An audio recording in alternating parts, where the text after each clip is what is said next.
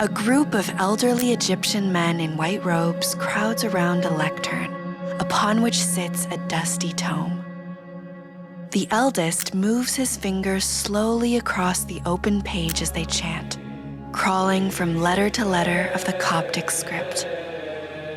One of them is holding a pair of cymbals, another a triangle. At certain points in the tune, they begin to play, completing their piece with a few dramatic strikes, after which the chant settles back into a gentler, more solemn tone, unaccompanied by the instrument's metallic voices. With the occasional exception of a microphone or projector screen, this scene has not changed much in more than 1,000 years.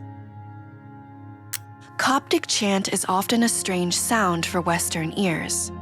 It lacks the refined, orderly quality of the Byzantine and Russian traditions. The Coptic Church has never had a musical educational program through which initiates must pass before they can be allowed to sing in church. All tunes were traditionally passed from elder to student, purely through practice and repetition. Until Western musicologists like Ernest Newland-Smith brought Western musical notation to Egypt, and of course the advent of modern recording equipment, every tune's survival depended entirely on the presence of living cantors who remembered it. Despite these valiant efforts, countless Coptic tunes have slipped silently into the sands of time with the death of some white-haired cleric in a nondescript Egyptian village. Losses aside, the Coptic Church still possesses a vast and complex body of music, which it uses to express the powerful range of emotions through which Christians travel yearly with Christ. As a form of worship, however, this musical tradition is notoriously inaccessible to those who are unused to it. To non-Coptic ears, it often sounds crude, disjointed, and needlessly lengthy. The reason for this, at least in part, is that Coptic chant is as much a dramaturgical tradition as a musical one. The time and place at which a hymn is sung and the ritual actions performed with it are often inseparable parts of the hymn itself.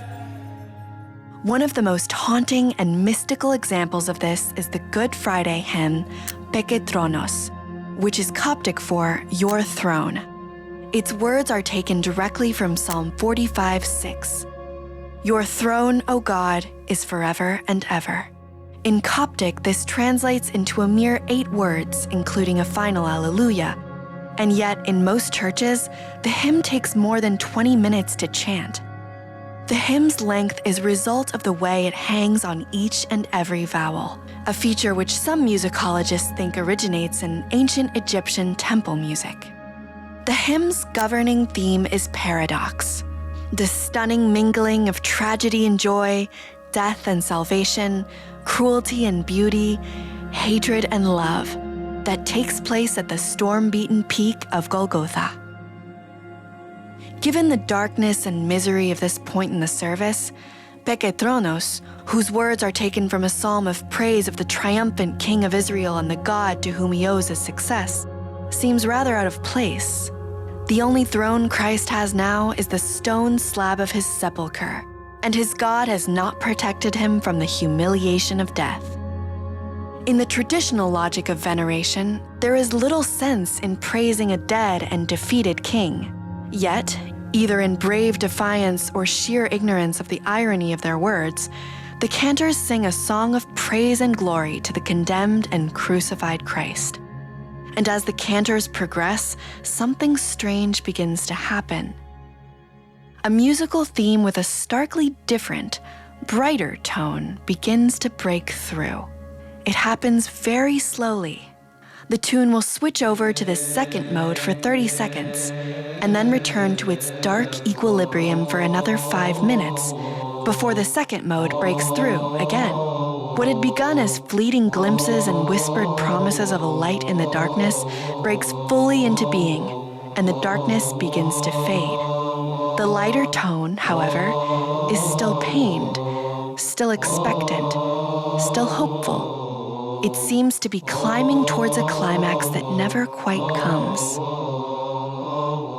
When the cantors reach the final Alleluia, the tables turn. The second, lighter mode begins again, with the same notes as before, and it breaks into a cascade of high-pitched, joyful notes, accompanied for the first time by the cymbals and triangle which have lain dormant thus far. The horror, tragedy, and darkness of the crucifixion is slowly but surely overpowered by the infinite, unending love that motivated it. This is the story of Christ's passion, but it is also the story of the entire creation's liberation from death and tragedy. Chanting this hymn of praise before the battered and broken body of Christ has always, for me, been the most powerful moment in the entire liturgical calendar.